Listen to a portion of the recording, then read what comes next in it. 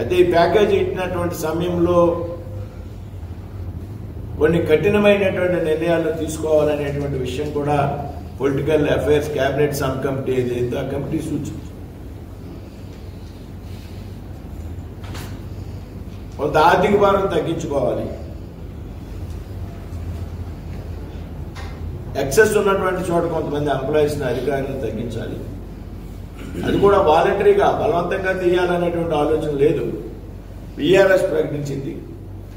VRS లో ఎవరైతే ముందుకు వచ్చారో వారందరికీ కూడా అన్ని రకాల బెనిఫిట్స్ ఇస్తూ స్వచ్ఛంద పదవీ విరమణకు అంగీకరించడం జరిగింది. అయితే ఈ కఠినమైనటువంటి విశాఖ స్టీల్ ప్లాంట్ గాడిన పడాలి. ఇవాళ ఇచ్చినటువంటి ప్యాకేజీ ఆధారంగా దాని నష్టాల బారి నుండి బయటికి తీసుకురావాలి, రాబోయేటువంటి రోజుల్లో లాభాల మార్గంలో నడిపించాలనేటువంటి ఆలోచనతో ఈ నిర్ణయాలు అమలు చేస్తుంది.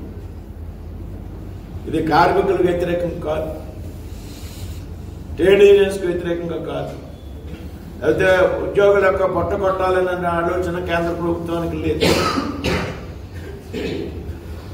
అయితే ఈ క్రమంలో కొన్ని కఠినమైనటువంటి నిర్ణయాలు తీసుకునేటువంటి సందర్భంలో కొన్ని బాధ్యతారాహిత్యమైనటువంటి రాజకీయ పార్టీ వారి నాయకులు అర్థం పద్ధం లేని ప్రకటన చేస్తున్నారనేటువంటి విషయం మనంతా కూడా గ్రహించాలి.